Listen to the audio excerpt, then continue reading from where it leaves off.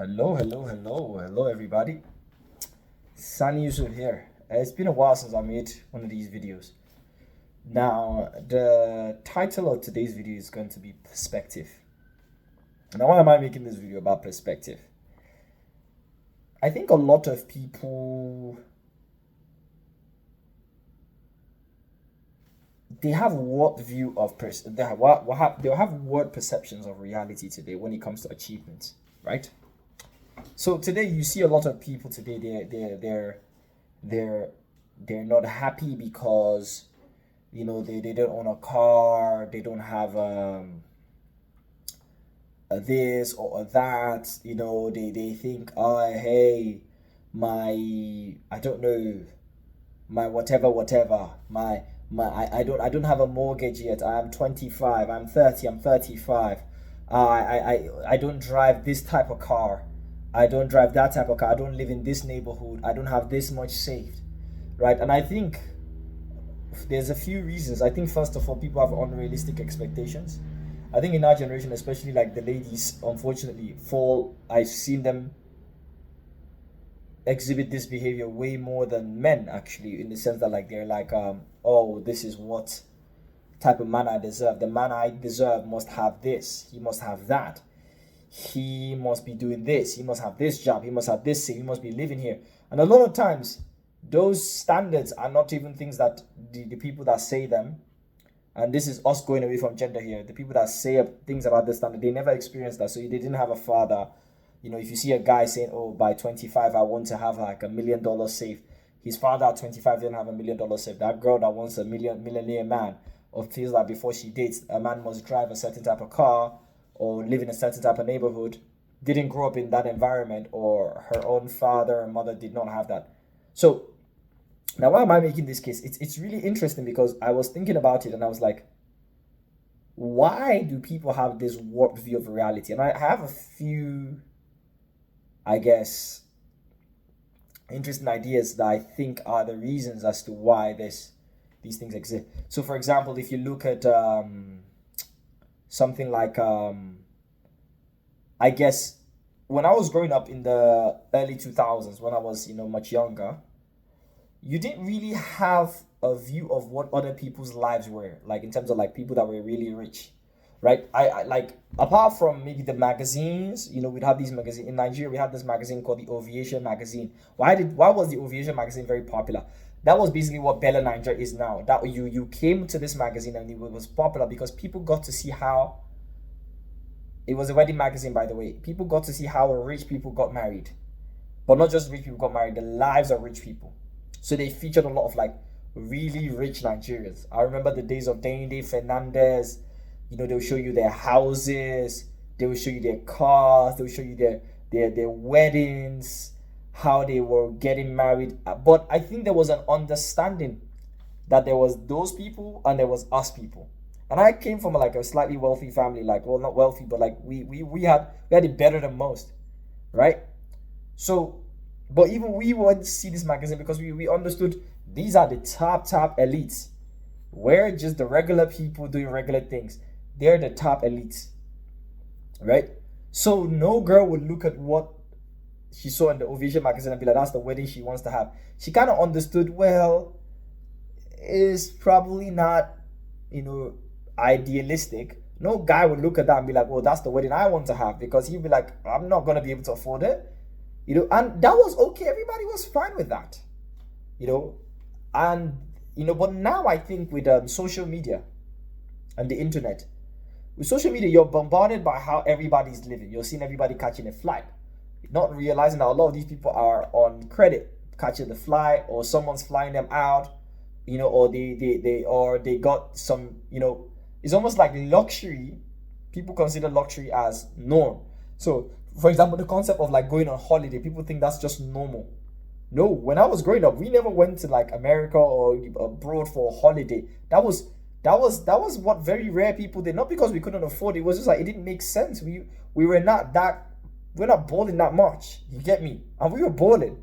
But it's like today now people think, oh, you've got to go on holiday, you've got to do business class, because they've gone online and they've seen people take photos of business class. Regular people have now had access to those things, right?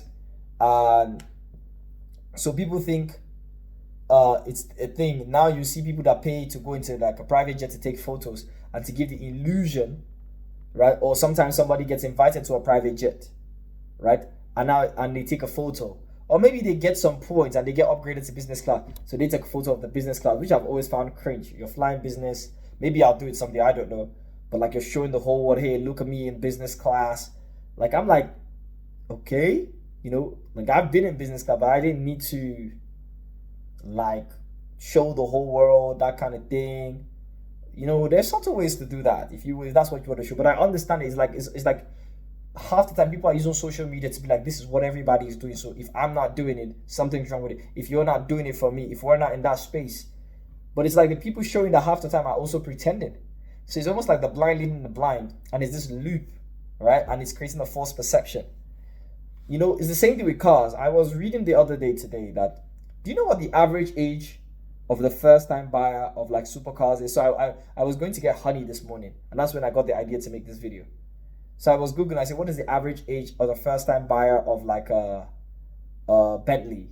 And it was like 50s, was the average age of a first time buyer for Mercedes S-Class. It was like 50s, 60s was the average age of the first time buyer of a Porsche.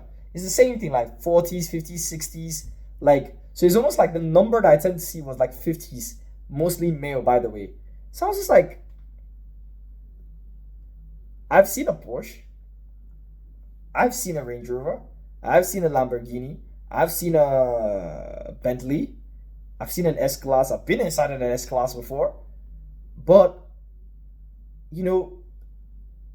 because we've seen regular people drive these cars, we have the perception that now that's what everybody should be doing, because that person that has a Lamborghini.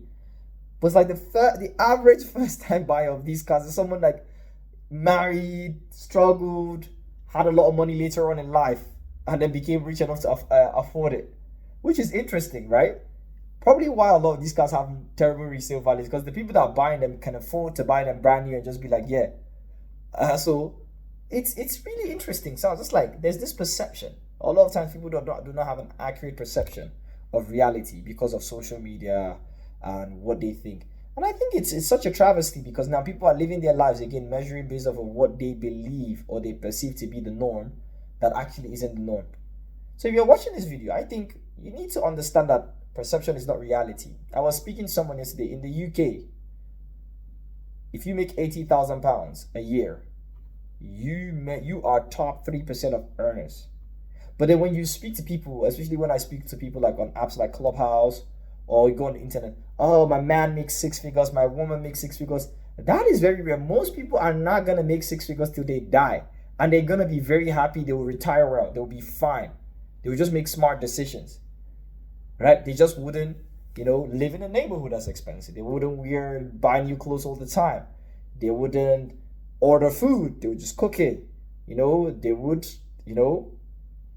like live near a grandma so that they don't have to pay for daycare. These are like the decisions that that came before us took, right? Very practical decisions. Hey, they might start off in a 1-bedroom, for a while until they have their first child, and then maybe they move to a 2-bedroom. Oh, they have 3 children.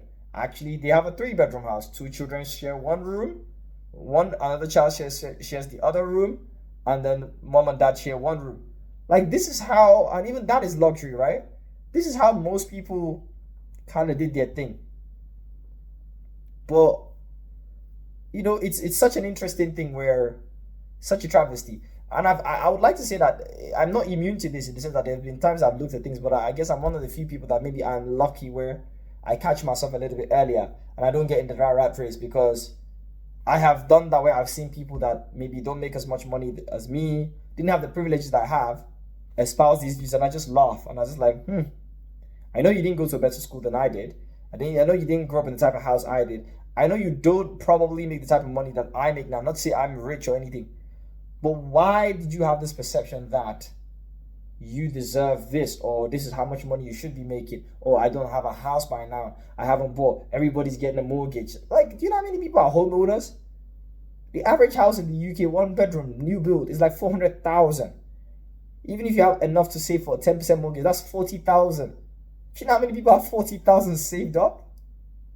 You know how hard it is to save 40,000? Let's say you get a 95% mortgage. That's still 20K if my math is correct.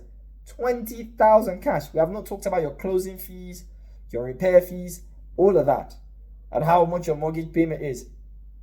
Don't, people, that's not what happened. No. That's not what's, you need to understand what goes on in here and understand that, look, your perception will formulate the way you see life. If you constantly have these perceptions of unrealistic expectations, you're going to rob yourself of a truly positive world experience. Instead, you should have an accurate perception, right, based on where you are, not based on what other people are, and actually objectively look at the numbers. Look at the number. If you want to know how well you're doing, look at the numbers for where you are globally. If you make, I believe the number is, if you make $35,000 a year, you're in the top. You make more money than 99% of the world. I believe I've seen that figure somewhere before, and I think it's accurate, right? But then someone will tell you 35,000. So it's like, if you look at America, oh, you see, especially in the black community, oh, women are making more money now than men. I'm like, but actually, black men make way more than black. Well, not way more. They make more than black women in America. For example, they make almost $10,000. Well, at least I think $6,000 more, right? But we have perception. So I would say the best way to look at it is, I don't want to make it the middays about gender or anything like that. Go to the figures of like the Office of National Statistics or Census. Look at the numbers. Look at how much you make. You'd realize where you fit in the world. Go to your tax revenue collector, HMRC in the UK, or the IRS. They have tools online, and you know exactly what percentile you belong to. So you'd be like, when I first did that, and I realized, wait, I make way more money than these people, because I looked at the money I'm making and I'm like, it's not much. I'm barely surviving. Then I realized, I have it better than a lot of people. Majority of the people in the country have it better than. So it makes you understand that, okay, why do I think that the average person then is doing better than me? That's a false perception. Somebody's lying. Or maybe because I'm comparing myself to the people ahead of me. But sometimes we're so focused on what we haven't reached, we forget how far we've come. So don't create a false perception. Actually look up the numbers, look at the stats, and you realize most people are just regular. And being regular is not a bad thing. As long as you're doing the best you can to improve yourself. The journey is more important than the destination. I promise you, the journey, because when you get to the destination, all you talk about is the journey. Trust me. When the team wins a medal, nobody really talks about the medal or the cup. Everybody talks about the game they almost lost, how this person helped us to win that game, how this person, it was the journey that mattered more. So, hope this helps somebody. Anyways, bye-bye.